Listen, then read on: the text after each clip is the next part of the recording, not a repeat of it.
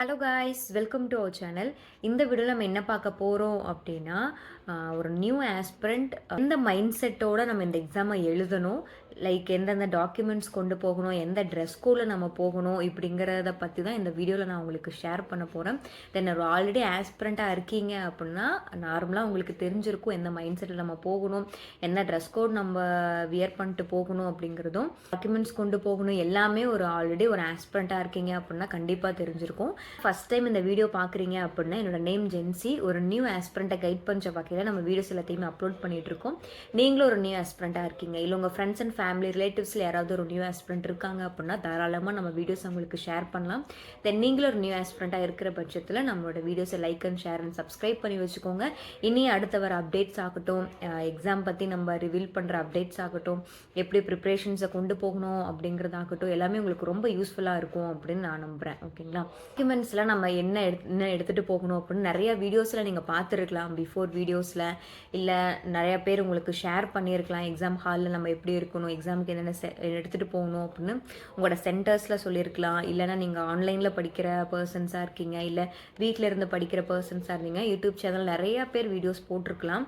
எல்லாத்தையுமே பார்த்துருப்பீங்க. ஓகேங்களா? ஸோ எல்லாமே ஆல்ரெடி எடுத்து வச்சுருப்பீங்க, எல்லாத்தையுமே பேக் பண்ணி ரெடியாக இருப்பீங்க அப்படின்னு நான் ரொம்ப நம்புகிறேன். அட்மிட் கார்டு, அதுக்கப்புறம் ஐடி ப்ரூஃப் எடுத்துக்கோங்க. பேன் கார்டு, ஆதார் கார்டு, இல்லை டிரைவிங் லைசன்ஸ் ஆகட்டும், இன்னும் நிறையா அந்த மாதிரி ஐடி ப்ரூஃப்ஸ் இருக்குது. ஸோ அதனால நீங்கள் அதை எடுத்துக்கோங்க. தென் என்ன ஒரிஜினல் ஐடி ப்ரூஃப் வந்து நீங்கள் கொண்டு போகிறீங்களோ அதோட ஜெராக்ஸ் காப்பியும் எடுத்து வச்சுக்கோங்க. தென் தேர்ட் ஒன் வந்து பாஸ்போர்ட் சைஸ் ஃபோட்டோ. ஆக்சுவலாக நீங்கள் அப்ளை பண்ணும்போது எந்த ஃபோட்டோ காப்பியை கொடுத்து நீங்கள் அப்ளை பண்ணியிருக்கீங்களோ மேக்ஸிமம் அதே ஃபோட்டோ காப்பியை எடுத்துகிட்டு போங்க, அங்கே வெரிஃபை பண்ணுவாங்க. அதனால தான். ஓகேங்களா? அதுக்கப்புறம் மறக்காமல் பென் எடுத்துகிட்டு போய்க்கோங்க. ஸோ ஒரு பென்னுக்கு 3 பென் எடுத்துகிட்டு போய்க்கோங்க. ஏன்னா யாராவது பென் மிஸ் பண்ணிட்டாலும் ஷேர் பண்ணுங்கள். தென் உங்களுக்கும் ஏதாச்சும் பென் திடீர்னு எழுதாமல் போயிடுச்சு அப்படின்னா நீங்கள் உங்களுக்கு யூஸ் பண்ணுறதுக்கும் பண்ணும் அப்படின்னு நினைக்கிறேன். ஓகேங்களா? ஓகே. ஸோ இது ஆல்ரெடி உங்களுக்கு எல்லாத்துக்குமே தெரிஞ்சிருக்கும். ஓகேங்களா? ஆனாலும் நம்ம ஆளுங்க என்ன பண்ணுவாங்க அப்படின்னா அட்மிட் கார்டு அந்த எக்ஸாம் டைமில் தான் போய் எடுத்துகிட்டு இருப்பாங்க. ஐடி ப்ரூஃபோட ஜெராக்ஸ் எல்லாம் அப்போ தான் எடுத்துக்கிட்டு இருப்பாங்க. ஸோ அதெல்லாத்தையும் ரொம்ப தவிர்த்துருங்க. எக்ஸாம் டைமில் போகிறதுக்கு கொஞ்சம் நேரத்துக்கு முன்னாடி நம்ம எடுக்கிறது அந்த மாதிரிலாம் இருந்துச்சுன்னா ரொம்ப நமக்கு அது பதற்றத்தை ஏற்படுத்திடும். அதனால் உங்களுக்கு சொல்ல வரேன், நார்மலாக முன்னாடியே எல்லாத்தையும் ப்ரிப்பேராக இருந்தீங்க அப்படின்னா அது ரொம்ப உங்களுக்கு ஹெல்ப் பண்ணும். எந்த ஒரு ஃபியரும் இல்லாமல், எந்த ஒரு பதட்டமும் இல்லாமல் நார்மலாக போயிட்டு நார்மலாக எக்ஸாம் எழுதிட்டு வர மாதிரி தான் இருக்கும். ஓகேங்களா? தென் ஓகே, எக்ஸாம் ஹால்குள்ளே தயவு செஞ்சு உங்களுக்கு பிசி வந்து அலோகேட் பண்ணிட்டாங்க அப்படின்னா கரெக்டாக அங்கேயே உட்காருங்க.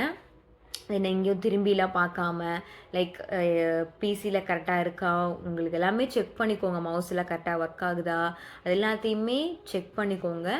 தென் உங்களுக்கு ஏதாவது டவுட்ஸ்னால் கொஷினில் டவுட்ஸ் இல்லை, உங்களோட பிசியில் வந்துட்டு ரொம்ப ஸ்லோவாக ப்ராசஸ் ஆகுது, மவுஸ் கரெக்டாக ஒர்க் ஆகலை அப்படிங்கிற பட்சத்தில் உங்களுக்கு ஏதாவது டவுட்ஸ் இருக்குது அப்படின்னா டைரெக்டாக எந்திரிச்சு உங்கள் ஹாலில் யார் வந்து அவங்களுக்கு இன்ஃபார்ம் பண்ணுங்கள். ஓகேங்களா?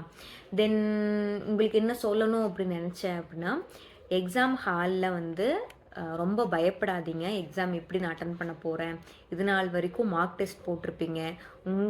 உங்களுக்கு கம்ஃபர்டான பிளேஸில் வீடாகட்டும், இல்லை உங்களோட ஸ்டடி ஹால்ஸ் ஆகட்டும், இல்லை உங்களோட சென்டரில் ஆகட்டும், லைக் அந்த மாதிரி கிளாஸஸ்லேயே ஆகட்டும் நம்ம டெஸ்ட்டு போட்டு பழகியிருப்போம். திடீர்னு ஒரு பிளேஸில் வந்து பிசி முன்னாடி இத்தனை பேர் புதுசாக இருக்காங்க, அவங்க முன்னாடி உட்காந்து போடணும் அப்படிங்கிறதும் கொஞ்சம் இருக்கும். ஓகேங்களா?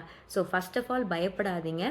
நீங்கள் நார்மலாக எந்த மைண்ட் செட்டோட மார்க் டெஸ்ட்டெல்லாம் நீங்கள் போட்டுட்டு இருந்தீங்களோ சேம் அதே மைண்ட் செட்டோட இந்த எக்ஸாமையும் இதுவும் ஒரு மார்க் டெஸ்ட்டுன்னு நினச்சிட்டு அட்டன் பண்ணுங்கள். இங்கிலீஷில் வந்து டஃப்பாக இருக்குதுன்னு நினச்சிட்டு குவான்ஸை வந்து விட்டுறக்கூடாது. ஓகேங்களா? ஸோ குவான்ஸ் டஃப்பாக இருக்குதுன்னு சொல்லிட்டு ரீசனிங்கே விட்டுறக்கூடாது. ஓகேங்களா? ஸோ ஒவ்வொரு செக்ஷனலுக்குமே செப்பரேட்டாக உங்களோட பெஸ்ட்டை கொடுக்கணும் அப்படிங்கிறத மட்டும் திங்க் பண்ணிக்கோங்க.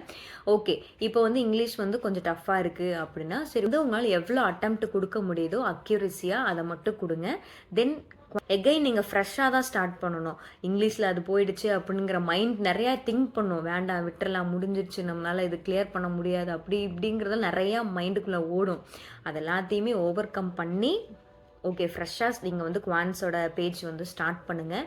தென் குவான்ஸில் ஒரு பக்கம் எதையோ என்ன ரொம்ப டஃப்பாக கேட்டுட்டாங்களே, டைமை நான் வந்து மேனேஜ் பண்ணியிருக்கலாமோ, டைம் வேஸ்ட் பண்ணிட்டேனே அப்படின்னு அந்த குவான்ஸ் டைமில் நீங்கள் வந்து யோசிச்சுட்டு இருக்கக்கூடாது. ஓகேங்களா?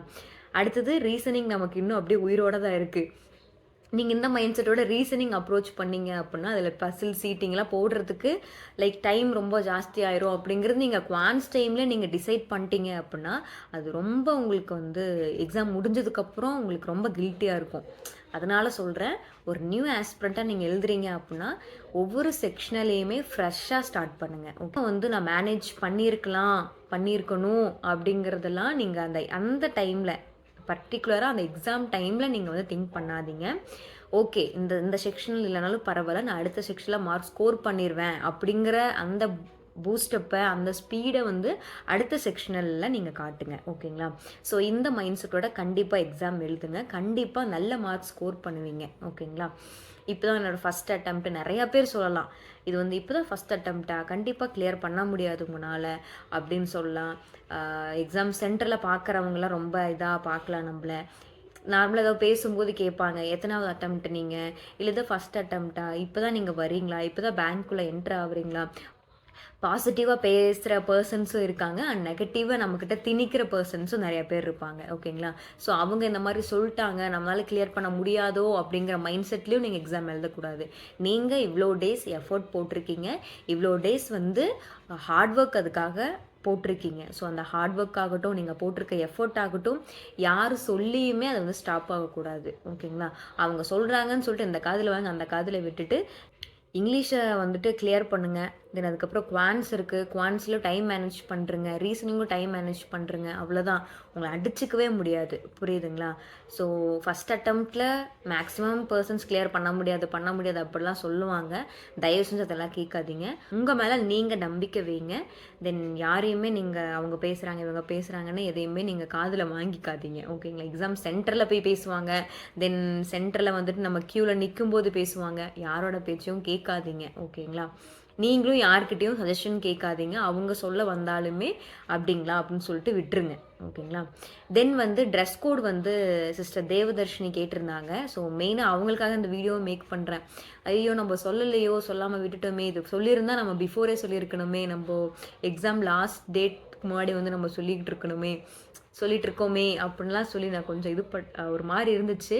அதனால் அவங்க கேட்டதுமே ஓகே நம்ம சொல்லிடலாம் வீடியோலையும் அப்படிங்கிறதுக்கு தான் மெயினாக இந்த வீடியோ. ஓகேங்களா?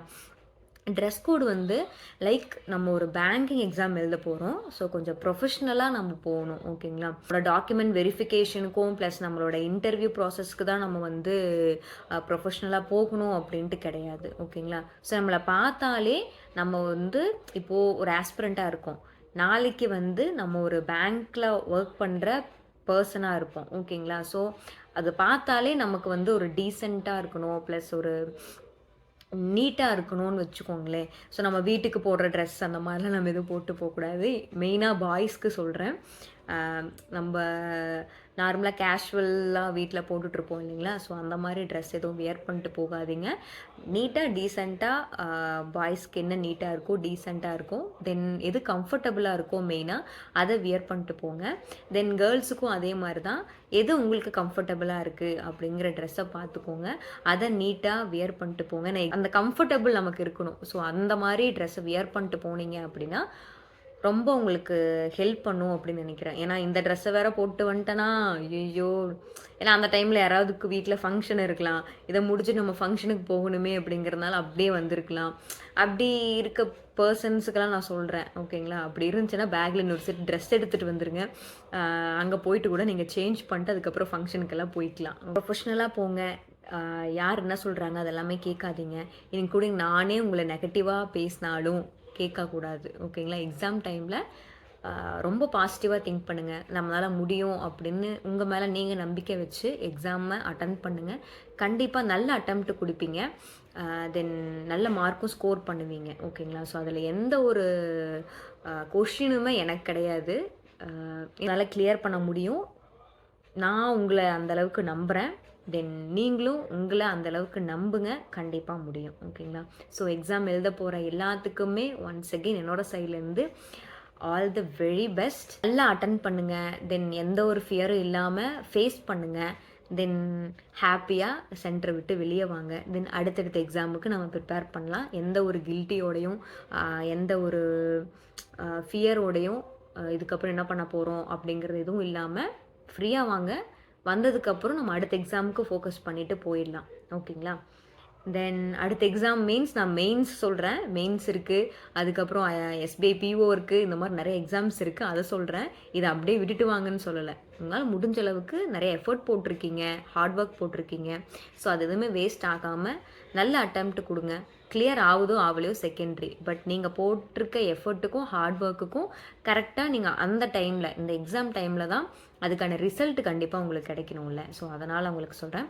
வேறு ஏதாவது உங்களுக்கு டவுட்ஸ் அண்ட் குவரிஸ் இருக்குது அப்படின்னா தாராளமாக என்னோட கமெண்ட் செக்ஷனில் கமெண்ட் பண்ணுங்கள். கண்டிப்பாக என்னோட சைடில் நான் உங்களுக்கு ரிப்ளை பண்ணுவேன். ஓகேங்களா? தென் எக்ஸாம் முடிச்சுட்டு கமெண்ட் செக்ஷனில் வந்துட்டு கமெண்ட் பண்ணுங்கள். எப்படி எழுதுனீங்க, இல்லை எப்படி ஈஸியாக இருந்துச்சா அப்படின்னு கமெண்ட் பண்ணுங்கள். ஆல்ரெடி எக்ஸாம் முடித்தவங்க இந்த வீடியோ பார்க்குறீங்க அப்படின்னா எக்ஸாம் எப்படி பண்ணீங்க அப்படிங்கிறத பாசிட்டிவாக வந்து கமெண்ட் செக்ஷனில் கமெண்ட் பண்ணுங்கள். அதை பார்த்துட்டு லைக் போய் எழுதுகிற பர்சன்ஸுக்கு ரொம்ப ஹெல்ப்பாக இருக்கும். நெகட்டிவாக தயவு செஞ்சு யாரும் கமெண்ட் செக்ஷனில் பேசாதீங்க, சொல்லாதீங்க. யாராவது பார்த்தாங்க அப்படின்னாலும் பாசிட்டிவாக ஓகே என்னாலேயும் முடியும் அப்படின்ட்டு அவங்க எக்ஸாமுக்குள்ளே போட்டோம். ஓகே காய்ஸ், நான் எல்லாத்தையுமே ஷேர் பண்ணிட்டேன் அப்படின்னு நினைக்கிறேன். Maximum admit card, original ID and xerox copy, 3 photo எடுத்துகிட்டு போயிடுங்க. பேனா எடுத்துகிட்டு போயிடுங்க. அங்கே போய் யாருக்கிட்ட பேனெல்லாம் கடன் வாங்காதீங்க தயவு செஞ்சு. அதுக்கப்புறம் ட்ரெஸ் கோட் வந்து டீசெண்டாக ப்ரொஃபஷ்னலாக போட்டுட்டு போங்க. தென் ரிப்போர்ட்டிங் டைமுக்கு முன்னாடியே போய் சேர பாருங்கள். அப்போ போயிட்டு ரொம்ப அர்ஜெண்ட்டாக போயிட்டு அதுவே கொஞ்சம் மைண்டை மாற்றி விட்டுரும். நம்மளால் முடியலையே, டைமுக்குள்ளே வர முடியல, ஏதாவது சொல்லிடுவாங்களோ, ஏதாவது இதாகிடுமோ அதாகிடுமோ, எல்லாம் எதுவுமே பயப்படாதீங்க. ரிப்போர்ட்டிங் டைமுக்கு முன்னாடியே போயிடுங்க. எக்ஸாமை கிளியர் பண்ணிட்டு வாங்க. ஓகேங்களா? So thank you all.